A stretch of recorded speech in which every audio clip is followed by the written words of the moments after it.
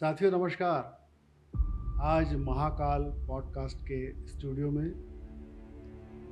इस अंचल के प्रसिद्ध कार्डियोलॉजिस्ट डॉक्टर स्मित श्रीवास्तव हमारे बीच हैं। मैं उनका हार्दिक स्वागत करता हूं। डॉक्टर साहब का कार्डियक विशेषज्ञ बनने के लिए आपने क्यों चुना, क्या कारण था? पढ़ाई के साथ साथ आपने जो हृदय के संबंध में अपनी जिज्ञासा बढ़ाई। तो कार्डियोलॉजी एक ऐसी ब्रांच है जहाँ पर आप पूरी तरह से पूर्ण उपचार और पूरी तरह से किसी का जीवन बचा सकते हैं। चूँकि पृष्ठभूमि यहीं की है, यहीं से पढ़े हैं, तो जब आप किसी बड़े शहर में दिल्ली में या बॉम्बे में, मैं दिल्ली गया था, तो लोग आपको एक हेय दृष्टि से देखते हैं कि आप रूरल मेडिकल कॉलेज से आए हुए हैं, आपको ज्ञान होगा या नहीं होगा। लेकिन वो एक चैलेंज, एक चुनौती के रूप में मिलता है कि आपको डबल इच्छा होती है कि आप उनको प्रूव करके बताओ कि नहीं, हमारी जिस जगह से मैं आया हूँ वो भी जगह काबिलियत रखती है और वहाँ के टीचर्स भी है इतने अच्छे हैं, वहाँ की एजुकेशन भी इतनी अच्छी है कि कहीं पे भी किसी भी जगह को टक्कर दे सकती है। बात जो खल गई थी कि जहाँ लोग कहते थे कि आप पूछते थे रायपुर कहाँ है। 10-15 साल पहले डॉक्टर साहब हार्ट के विषय में यहाँ बहुत ज़्यादा प्रगति नहीं थी और अधिकांश पेशेंट्स को बाहर जाना पड़ता था। तो इन 15 सालों में जो आपने जैसे यहाँ कर सेवाएं देना शुरू किया, क्या बड़ा अंतर आया है? क्या सुविधाएं उपलब्ध हैं? आज आपको जो अमेरिका में न्यूयॉर्क में या जापान में टोक्यो में मिलेगा, वो आप आज आपको रायपुर में एडवांस कार्डियक इंस्टीट्यूट में मिलेगा। पूर्ण स्वस्थ होना तो किसी के हाथ में नहीं होता। जी। पूरी सुविधाएं मिलेंगी, इलाज अच्छा होगा, वो अपन कह सकते हैं। बाकी उससे स्वस्थ होगा, वो ईश्वर के हाथ में रहता है। पिछले 10 सालों में डॉक्टर साहब हार्ट के इलाज में क्या प्रगति हुई है वर्ल्ड वाइड, कहें तो? बहुत सारी चीज़ें आई हैं, बहुत अच्छी दवाइयाँ आई हैं हार्ट फेलियर के लिए। 2013 और 15 के बाद से दवाइयाँ जो आई हैं, अब उनको गोलियों से भी हम लोग जीवित रख सकते हैं। तो बच्चे अगर जो नवजात हैं, उनमें नीलापन आ रहा है, तो उनके हार्ट में वाल्व में कहीं ब्लॉकेज हो सकता है या गड़बड़ हो सकती है।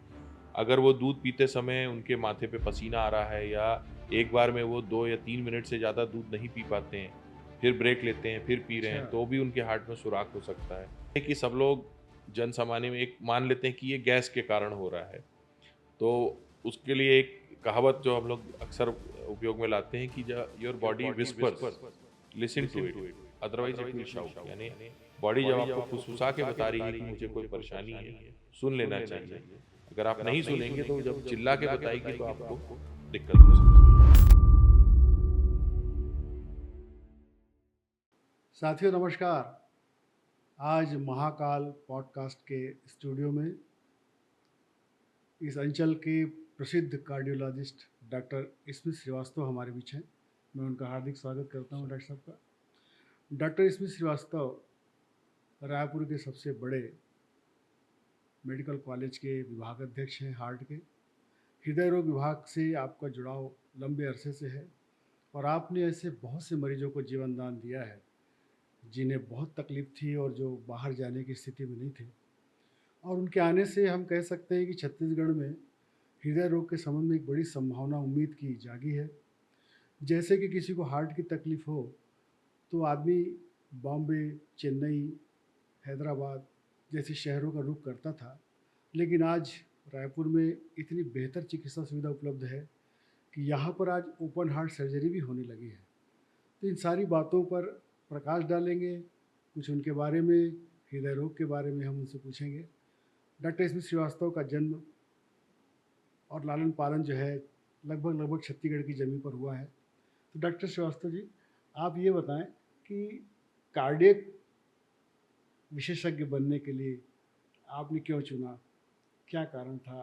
पढ़ाई के साथ साथ आपने जो हृदय के संबंध में अपनी जिज्ञासा बढ़ाई। मेरी माँ जो हैं वो टीचर हैं और पिताजी डॉक्टर हैं। सो मैं दोनों के जैसा बनना चाहता था। तो एक रास्ता यही था कि मेडिकल कॉलेज में टीचर बन जाऊं और डॉक्टर बन जाऊं, तो दोनों रास्ते हो जाएंगे। और कार्डियोलॉजी में हमेशा एक आकर्षण रहा है, क्योंकि मेडिसिन की जो अन्य ब्रांचेस हैं, जैसे न्यूरोलॉजी है या कैंसर की है, और बाकी सारी ब्रांचेस में आपको मरीज की जान बचाने के लिए बहुत सीमित माध्यम है।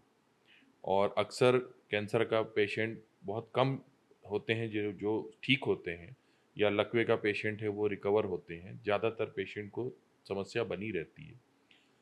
तो कार्डियोलॉजी एक ऐसी ब्रांच है जहाँ पर आप पूरी तरह से पूर्ण उपचार और पूरी तरह से किसी का जीवन बचा सकते हैं। वो आपको मौका मिलता है, वो अवसर मिलता है। तो इस आकर्षण के साथ में कि सबसे सार्थक यही होगा कि हम किसी का जीवन बचा पाएँगे या किसी छोटे बच्चे का आगे का जीवन सुधार पाएँगे, तो मैंने कार्डियोलॉजी लिया था। मेडिकल एजुकेशन में भारत में काफ़ी कंपटीशन है डॉक्टर साहब, तो आपको इस ब्रांच को चुनने में कोई चुनौती पेश आई? चुनौती डेफ़िनेटली रहेगी, क्योंकि ये थोड़ा था कि मुझे कभी रुकना नहीं पड़ा था। स्कूल में और स्कूल के बाद मैं सीधे ही मेडिकल कॉलेज में आ गया था। और जब मैं मेडिकल कॉलेज में एडमिशन लिया था तो मेरी उम्र जो है वो अन्य लोगों से 1 साल कम थी। मेरे साथियों से 1 साल पहले मैं एडमिशन पा गया था। अ, मुश्किलें ऐसी रहीं कि कई चीज़ों को जो है हमको कई कॉम्पिटिशन्स होते हैं, तो जब आप पीएमटी क्लियर करते हैं तो लगभग आपके 1 लाख लोगों के साथ में कॉम्पिटिशन जी, रहता है। जी। फिर जब आप मेडिसिन की तरफ जाते हैं या एमडी करते हैं तो 10,000 में आपको कंपटीशन रहेगा, लेकिन 10,000 लोग एमबीबीएस किए हुए रहते हैं। जब कार्डियोलॉजी करने जाते हैं तो 500 में 1 सीट रहती है। 500 जी। एमडीज़ के बीच में 1 सीट रहती है। तो उसमें काफ़ी परेशानी होती है। दूसरा ये रहता है कि चूँकि पृष्ठभूमि यहीं की है, यहीं से पढ़े हैं, तो जब आप किसी बड़े शहर में दिल्ली में या बॉम्बे में, मैं दिल्ली गया था, तो लोग आपको एक हेय दृष्टि से देखते हैं कि आप रूरल मेडिकल कॉलेज से आए हुए हैं, आपको ज्ञान होगा या नहीं होगा। लेकिन वो एक चैलेंज, एक चुनौती के रूप में मिलता है कि आपको डबल इच्छा होती है कि आप उनको प्रूव करके बताओ कि नहीं, हमारी जिस जगह से मैं आया हूँ, वो भी जगह काबिलियत रखती है और वहाँ के टीचर्स भी इतने अच्छे हैं, वहाँ की एजुकेशन भी इतनी अच्छी है कि कहीं पे भी किसी भी जगह को टक्कर दे सकती है। ये आपने चुनौती स्वीकार की और आज सफल मुकाम पे हैं आप। तो छत्तीसगढ़ आने का विचार कैसे बना? क्योंकि आपकी जो विशेषज्ञता है, उस हिसाब से आपको बड़े शहरों में ऑफ़र मिला होगा। हाँ, ऑफ़र बड़े शहरों में मिले हैं, प्राइवेट हॉस्पिटल्स में मिले हैं। मगर जो यही बात जो खल गई थी कि जहाँ लोग कहते थे कि आप पूछते थे रायपुर कहाँ है? ज़्यादातर लोगों को लगता था कि ये झारखंड की राजधानी है, या आपको बताना पड़ता था कि भिलाई के पास में एक शहर है। तो वो चीज़ चुभती थी। और जैसे अब जिस कॉलेज से मैं पढ़ा हूँ, रायपुर मेडिकल कॉलेज को जब रूरल मेडिकल कॉलेज कहा जाता था, तो भी चुभता था। तो वो सब चीज़ों के साथ में मुझे लगा कि यहाँ आके इस कॉलेज का उस स्टैंडिंग तक हम ले जा पाएँ जहाँ पे बड़े संस्थाएँ हैं, एम्स दिल्ली है या पीजीआई चंडीगढ़ है या जिपमर पौंडीचेरी है या एसजीपीजीआई लखनऊ है। तो वो उसी ध्येय के साथ में यहाँ आए और कोशिश कर रहे हैं उस चीज़ के लिए। 10-15 साल पहले डॉक्टर साहब, हार्ट के विषय में यहाँ बहुत ज़्यादा प्रगति नहीं थी और अधिकांश पेशेंट्स को बाहर जाना पड़ता था। तो इन 15 सालों में जो आपने जैसे यहाँ आकर सेवाएँ देना शुरू किया, क्या बड़ा अंतर आया है? क्या सुविधाएँ उपलब्ध हैं? सुविधाएँ लगभग सारी उपलब्ध हैं। आज आपको जो अमेरिका में न्यूयॉर्क में या जापान में टोक्यो में मिलेगा, वो आप आज आपको रायपुर में एडवांस कार्डियक इंस्टीट्यूट में मिलेगा। बहुत सारी टेक्नोलॉजीज़ ऐसी हैं जो अभी भी प्राइवेट में बड़ी-बड़ी स्थित सिटियों में उपलब्ध नहीं है, बॉम्बे, दिल्ली में उपलब्ध नहीं है, लेकिन रायपुर में उपलब्ध है। तो ये चीज़ें रही और इसके साथ में लोगों का विश्वास बढ़ा है। आज एसीआई एडवांस कार्डियक इंस्टीट्यूट राज्य भर में सबसे ज़्यादा इमरजेंसी एंजियोप्लास्टी करने का रिकॉर्ड रखता है। हर महीने यहाँ पे लगभग 25 से 30 इमरजेंसी में एंजियोप्लास्टी होती हैं, दीगर एंजियोप्लास्टीज़ को आप जी, छोड़ दीजिए।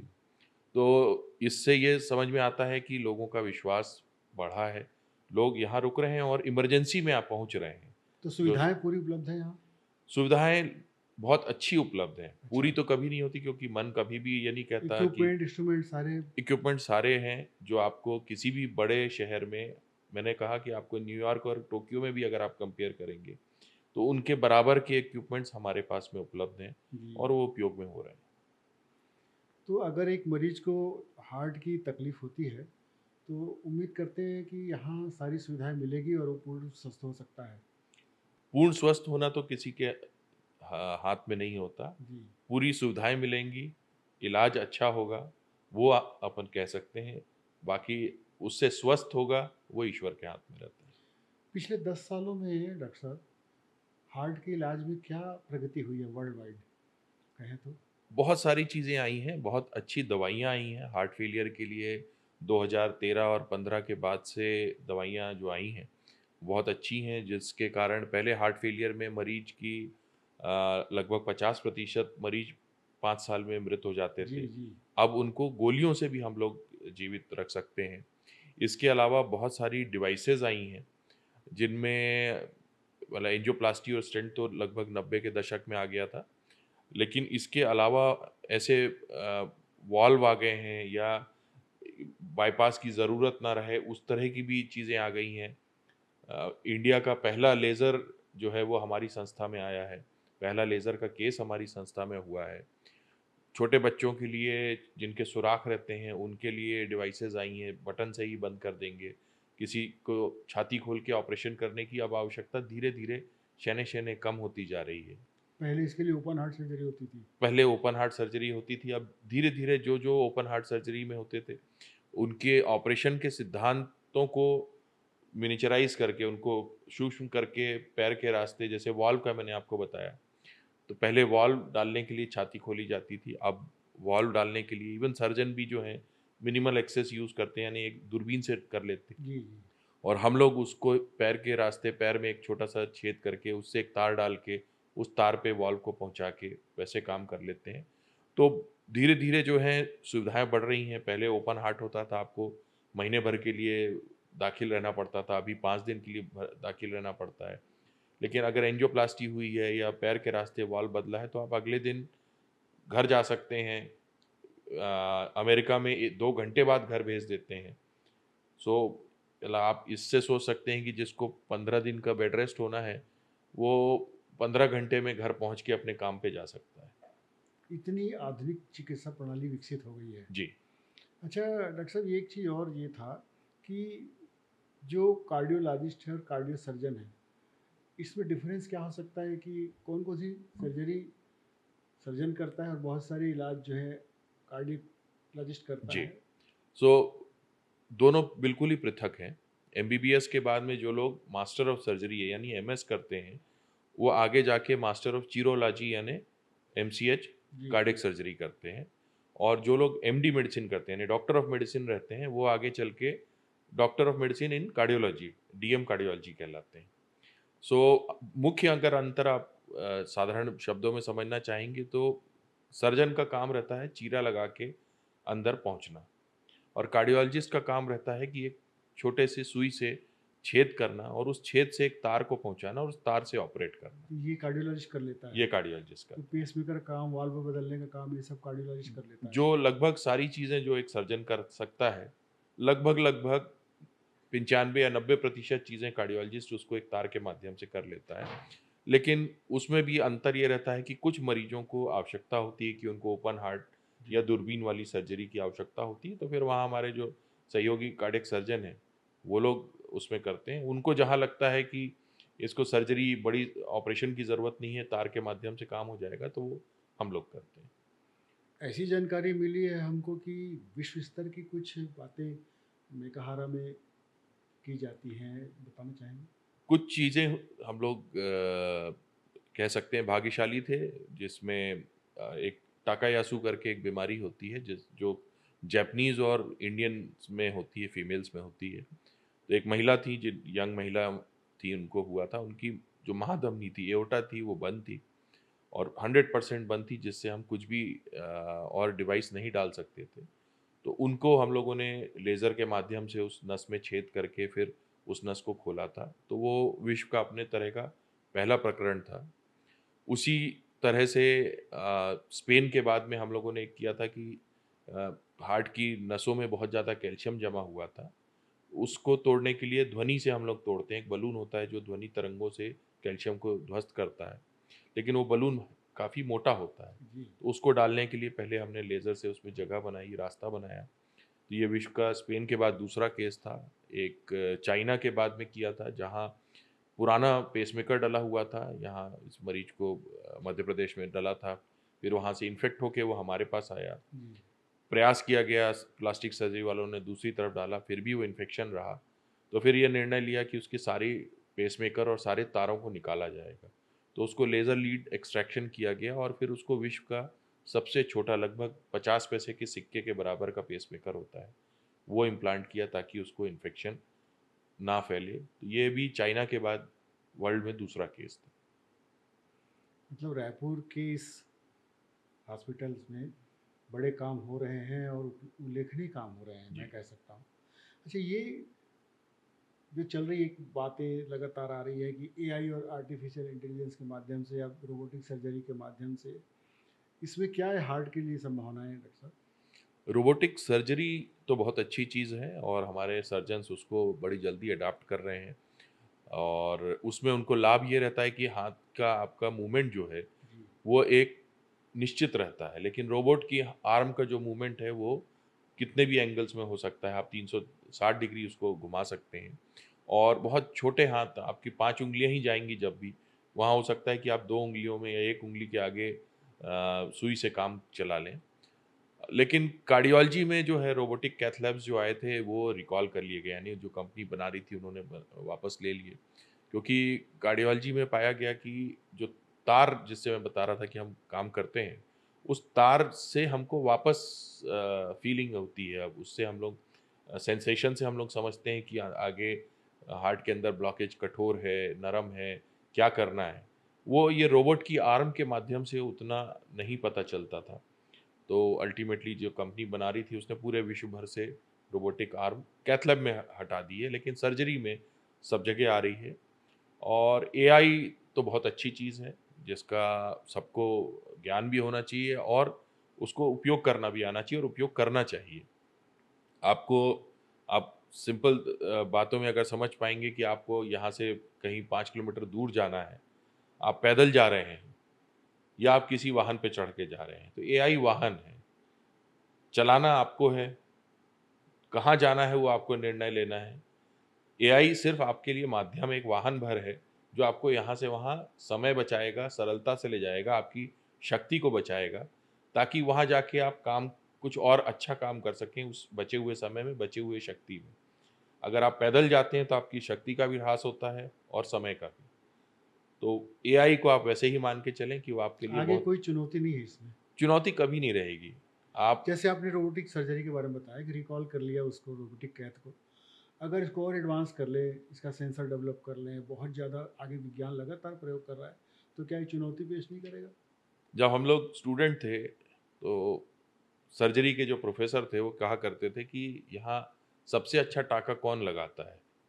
तो उन्होंने बताया कि वो जो हम लोग को लैब में असिस्ट करता है, हुँ, वो ड्रेसर सबसे अच्छा टाँका लगाता है, हुँ, क्योंकि हुँ। वो पिछले 40 साल से अलग-अलग सर्जन्स को देखते आ रहा है कि वो कैसा टाँका लगाता है। मगर उसको एमएस की डिग्री नहीं मिलेगी, उसको सर्जन नहीं कहा जाएगा। सर्जन जो नया लड़का पढ़ाई कर रहा है, एमएस कर रहा है, उसी को जी। कहते हैं। क्यों? क्योंकि उसको ये मालूम है कि इस टाँके को कहाँ लगाना है, कब लगाना है, कितना लंबा लगाना है या नहीं लगाना है। तो ये कंट्रोल तो हमेशा ह्यूमन ब्रेन के पास रहेगा। अच्छा सर्जन वही होगा जिसको मालूम रहेगा कि जहाँ 2 इंच के चीरे से काम चल सकता है, वहाँ 4 की ज़रूरत नहीं है। आप कितना भी सुंदर टाँका लगा रहे हो, कितना भी आप अच्छी सर्जरी रोबोटिक आर्म से कर रहे हो, लेकिन उस हर शरीर की प्रणाली अलग होती है, संरचना उसकी अलग होती है, हैंडलिंग के लिए मनुष्य ही लगेगा। मनुष्य ही लगेगा। अच्छा डॉक्टर साहब, एक बात और जो है आम आदमी के बीच में कि अगर हार्ट का कोई प्रॉब्लम आ गया, तो बहुत महँगा है इसका इलाज और बाहर जाना पड़ता है और इसकी हर चीज़ काफ़ी महँगी है। तो आप क्या कहना चाहेंगे अपने मेकाहारा में इस तरह की कोई बातें कितनी रियायत से होती हैं?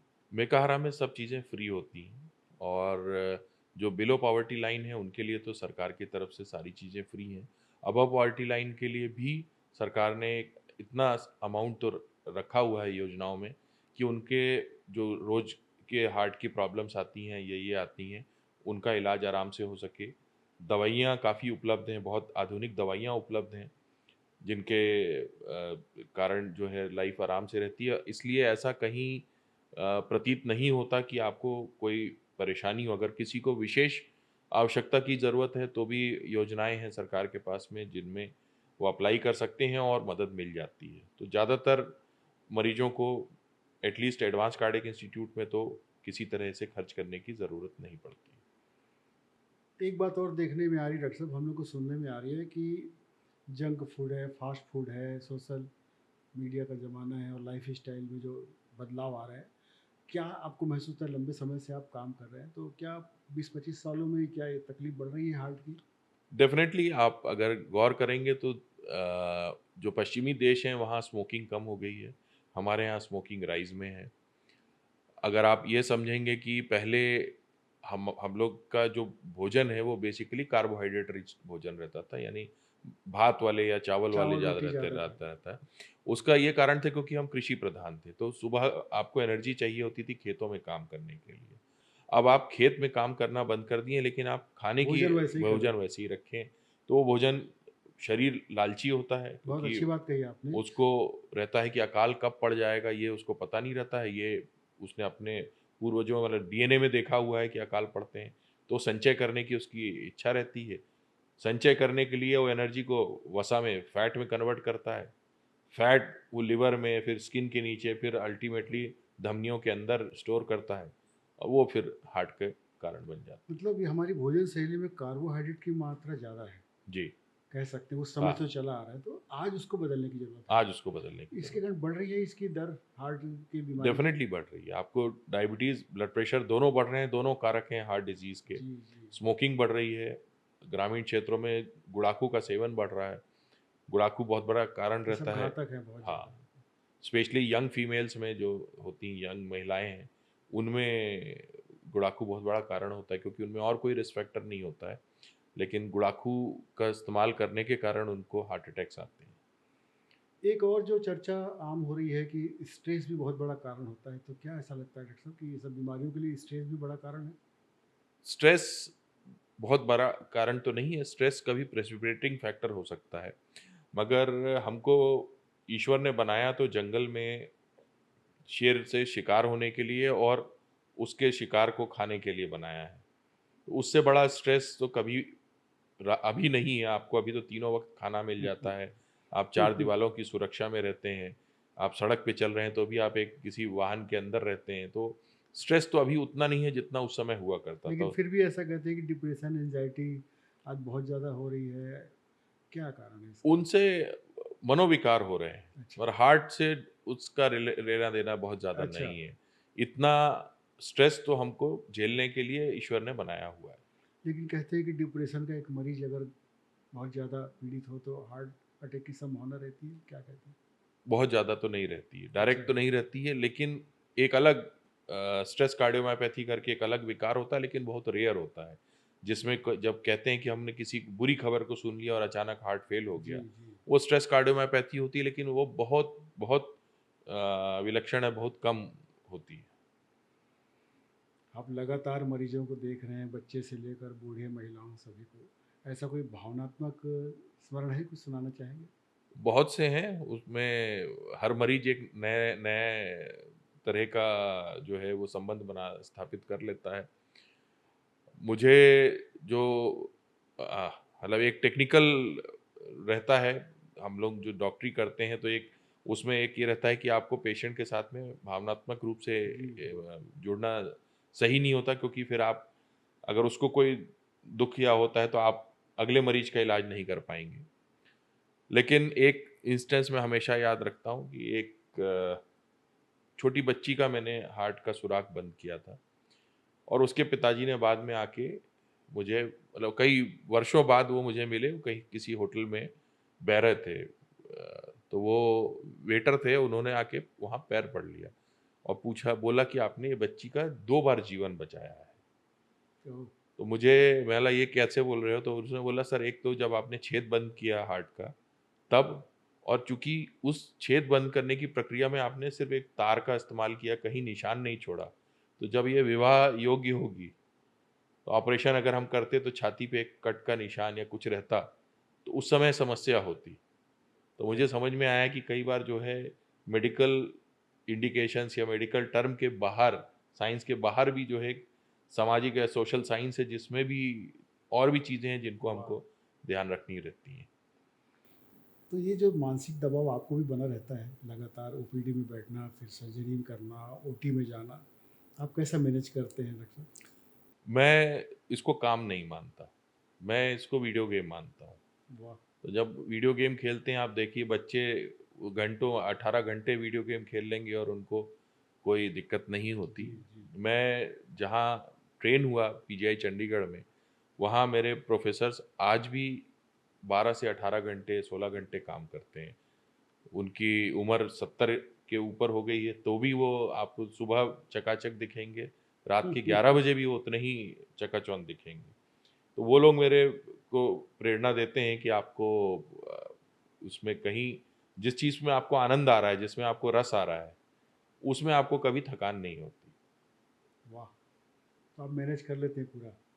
मैं मैनेज कर लेता हूँ, मेरे बहुत अच्छा दोस्तों का भी एक ग्रुप है, परिवार है, परिवार लेकिन जैसे हैं। परिवार को एक हृदय रोग विशेषज्ञ समय कम दे पाता है, ऐसा सुनने में आता है। वो लगातार 18 घंटे व्यस्त रहता है। तो परिवार के बीच में कोई ऐसा तनाव बच्चों के साथ घर में? बहुत ज़्यादा तो नहीं रहता, लेकिन मैं हर जगह कहते हैं ना कंपार्टमेंट बनाए हुए हैं कि अस्पताल में इतना समय देना है, क्लिनिक में इतना समय देना है, घर में इतना समय देना है, तो कोशिश ये रहती है कि वो समय उस समय को फिर एक-दूसरे से ओवरलैप ना होने दिया जाए। कभी आवश्यकता पड़ती है, इमरजेंसीज़ तो होती थी पहले, तो उसमें जाना रहता था, लेकिन वो परिवार वाले समझ जाते हैं, क्योंकि वाह! वाइफ़ भी डॉक्टर हैं, जी। माता-पिता भी रहे हैं, तो समझ जाते हैं। एक और जो इलाज का तरीका विकसित हुआ है डॉक्टर साहब, ऑनलाइन या वीडियो कॉन्फ्रेंसिंग के ज़रिए वर्ल्ड वाइड बड़े डॉक्टरों से कॉन्टैक्ट करके, ऐसा कोई उपयोग करते हैं क्या आप, प्रयोग करते हैं? मैं वीडियो कॉन्फ्रेंसिंग तो नहीं करता, लेकिन मैं एक अपनी क्लिनिक में कंप्यूटर का उपयोग ज़रूर करता हूँ। वीडियो कॉन्फ्रेंसिंग में उन्हीं पेशेंट को वीडियो कॉन्फ्रेंसिंग भी नहीं होती, उन उन पेशेंट से कभी बातचीत हो जाती है कि जिसको किसी को मैंने बोला है कि आपको रिपोर्ट बताना है, अब वो 5 किलोमीटर तो चल के किसी आए। बड़े एक्सपर्ट से बातचीत करने, सलाह लेने की ज़रूरत पड़ती है क्या? बिल्कुल पड़ती है। उपयोग करते हैं हाँ, आप? हाँ, बिल्कुल। अच्छा। मेरे आज भी जो हैं मेरे टीचर्स जो रहे हैं या जो मित्र हैं, क्योंकि ये तो मेडिसिन ऐसा है, एवर इवॉल्विंग है, मतलब हमेशा बदलता रहता है, और इतनी विधाएँ अकेली कार्डियोलॉजी में अगर आप देखेंगे तो 8 से 12 विधाएँ कार्डियोलॉजी में अकेली हैं, और उसमें आप हर जगह हर चीज़ से अपडेटेड रहें, वो संभावना कम जी, रहती है। जी। अच्छी बात ये है कि लोग अप्रोचेबल रहते हैं, कुछ जानकारी हम लोग दे देते हैं, कुछ जानकारी वो लोग दे देते हैं। कई बार हम लोग यहाँ वर्कशॉप कराते हैं, जिसमें मैं बाहर से लोगों को बुलाता हूँ ताकि वो लोग ट्रेन हो पाएँ। कई बार कहीं वर्कशॉप होती है, हम लोग जाते हैं।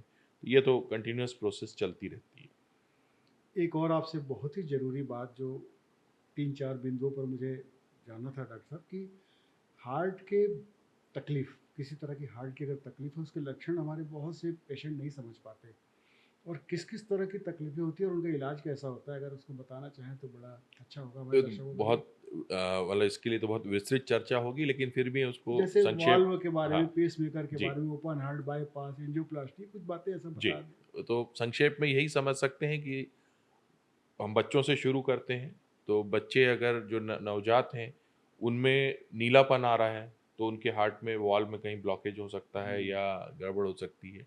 अगर वो दूध पीते समय उनके माथे पे पसीना आ रहा है, या एक बार में वो 2 या 3 मिनट से ज़्यादा दूध नहीं पी पाते हैं, फिर ब्रेक लेते हैं, फिर पी रहे अच्छा। हैं, तो भी उनके हार्ट में सुराख हो सकता है। तो ये बच्चों में चीज़ें रहती हैं। थोड़ा उनसे बड़े होते हैं, तो वो सुराख बड़े बच्चों में भी हो सकता है, तो उनमें डॉक्टर को आवाज़ सुनाई देती है, या आप छाती पे हाथ रखेंगे तो आप अलग सा स्पंदन महसूस करेंगे। उसके ऊपर आते हैं तो दौड़ने-भागने की जब अवस्था रहती है, उसमें अगर वो अपने समकक्ष जो हैं, उनके साथ में नहीं पार्टिसिपेट कर पा रहे हैं, जी। वो आपको बता सकता है कि ये बच्चे में दिक्कत है। और बड़े होते हैं तो जिनको बार-बार गले में पहले बचपन में अगर इन्फेक्शन हुआ हो, उनके वाल्व को जो है वो वाल्व सिकुड़ जाते हैं। गले में इन्फेक्शन भी कारण एक है? गले का अगर 5 से 15 साल में आपको बार-बार गले में इन्फेक्शन हो रहा है, तो 30 साल की आयु के बाद में आपके वाल्व के सिकुड़न होने का या वाल्व के लीक होने का कारण बन सकती है। उसमें आपको चलने फिरने में सांस फूलेगी या चलने में धड़कन बढ़ेगी, तो ये अलग वो है। जहाँ धमनियों के सिकुड़ने का है, संकुचन होने का है या उसमें ब्लॉकेज होने का है, तो आपको सीने में दर्द होगा, चलने में सांस फूलेगी, बहुत ज़्यादा कमज़ोरी लगेगी, तो ये चीज़ें आपको बता सकती हैं। इसके अलावा धड़कन के रोग होते हैं जिनमें धड़कन या तो बहुत कम हो जाएगी या धड़कन बहुत तेज़ हो जाती है, वो आपको पता चल जाता है कि ये धड़कन की बीमारी हो रही है। जड़ अवस्था में आते हैं तो वाल्व की तब ज़्यादा चांसेस रहते हैं 40, 50, 60, 70 की उम्र में। तो वाल्व के में आपको या तो चलने फिरने में आपको सांस फूलेगी, कभी आँख के आगे अचानक अंधेरा आके गश खा के गिर जाएँगे। तो ये चीज़ें आपको बताती हैं, सीने में दर्द होगा चलने में कि वाल्व की परेशानी हो सकती है। हालाँकि यही लक्षण जो हैं किडनी के मरीज को भी मिल सकते हैं और बाकी फेफड़ों के मरीज को भी मिल सकते हैं। तो ये आपको इतना भर जी, बता सकते हैं कि ये आपको एक बेसिक विशेषज्ञ लक्षण के है। पास जाना है। और दूसरा ये है कि सब लोग जन-सामान्य में एक मान लेते हैं कि ये गैस के कारण हो रहा है। तो उसके लिए एक कहावत जो हम लोग अक्सर उपयोग में लाते हैं कि ज your body whispers, listen to it, otherwise it will shout. यानी बॉडी जब आपको फुसफुसा के बता रही है कि मुझे कोई परेशानी है, सुन लेना चाहिए। अगर आप नहीं सुनेंगे तो जब चिल्ला के बताएगी तो आपको दिक्कत हो सकती है। ये बड़ी अच्छी बात आपने कही कि लक्षणों को पहचानना और तुरंत उसके निदान के लिए प्रयास करना। अच्छा, ये कि मैं कुछ और कहूँ इसके पहले मैं ऐसी बात आपसे जानना चाहता हूँ जो मैं आपसे नहीं कह पाया, आप कहना चाहेंगे? कुछ ऐसा कहना चाहेंगे हमारे दर्शकों को, युवाओं को? युवाओं को यही है कि कोशिश करें अच्छी जीवन शैली अपनाएं। अगर जीवन शैली अपनी अच्छी है तो ऑटोमेटिकली आपकी जो है सारी बीमारियां दूर रहेंगी। और उसके साथ में एक ईमानदार जीवन शैली भी अपनाइए, क्योंकि अगर आप कहीं मिलावट करते हैं तो कोई आपको भी मिलावटी सामान देगा।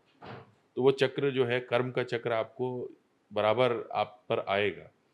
तो ये चीज़ में मैं बहुत स्ट्रांगली बिलीव करता हूँ कि अगर मैं अच्छा काम कर रहा हूँ तो मेरे परिवार को कहीं न कहीं उससे फ़ायदा होगा, या मैं बेईमानी कर रहा हूँ तो उससे मेरे परिवार को नुकसान होगा। इस चीज़ पे ही मैं विश्वास करता हूँ कि आप कर्म पे ज़रूर विश्वास करिए कि it comes back to you. हमारे यहाँ डॉक्टर साहब मैथोलॉजी और दर्शन, भारतीय धर्म दर्शन और सनातन मूल्यों का बड़ा प्रभाव है। आपको कौन सी चीज़ बहुत प्रेरित करती है, जिससे आपको ऐसा लगता है कि मैं ऊर्जावान हूँ, ऊर्जा महसूस करता हूँ? मेरे लिए मैं बहुत ज़्यादा कर्मयोगी जी। हूँ। मैं धर्मयोगी कम हूँ। और मेरा मानना यही है कि आप हर धर्म में एक ही सूत्र है कि आप अच्छा काम करिए, सबका भला सोचिए, सबका भला होगा तो आपका अपना भला स्वतः हो बहुत जाएगा। अच्छा। उसके अलावा आपको और कुछ भी करने की आवश्यकता नहीं है। अगर आप उतना कर रहे हैं, तो आप वाक़ई ईश्वर की आराधना, सच्ची आराधना कर रहे हैं। उसके अलावा आपको कुछ भी करने की आवश्यकता नहीं है। आप एक छोटे से शहर से बड़े मुकाम पर पहुँचे हैं, तो आज के युवाओं को जो पढ़ाई के लिए संघर्ष है डॉक्टर साहब, खासकर मेडिकल के सेक्टर में, क्या कहना चाहेंगे? उनको कैसी तैयारी करनी चाहिए छोटे शहर के विद्यार्थियों को? तैयारी तो आपको वही है, आपको ईमानदारी से करनी होती है। जब मैं तैयारी कर रहा था तो उस समय कोचिंग भी नहीं होती थी, या कोचिंग होती थी, मेरी पहुँच नहीं थी कोचिंग तक। जी। तो उस समय तो ये था कि किताब ऐसे पढ़े थे कि उसमें आप किसी भी पन्ने से कहीं भी कुछ भी पूछिए तो बन जाएगा। तैयारी ऐसी ही होनी चाहिए कि आप ये नहीं कि मैंने ये पढ़ लिया है। तैयारी ऐसी होनी चाहिए कि अब आप ये जानिए कि बस इतना भर मुझे नहीं आता है, बाकी मुझे सारा आता है। यानी मतलब मैं अपनी बेटी को उस चीज़ के लिए कहता हूँ कि वो ड्राइविंग सीख रही है, तो आपको ड्राइविंग आ गई, ये आपका ध्येय नहीं होना चाहिए। आपको ड्राइविंग इतनी अच्छी आ गई कि आपसे कभी एक्सीडेंट नहीं हो सकता, वाह! वो आपका ध्येय होना चाहिए। अगर वो ध्येय है तो आप अवश्य सफल होंगे।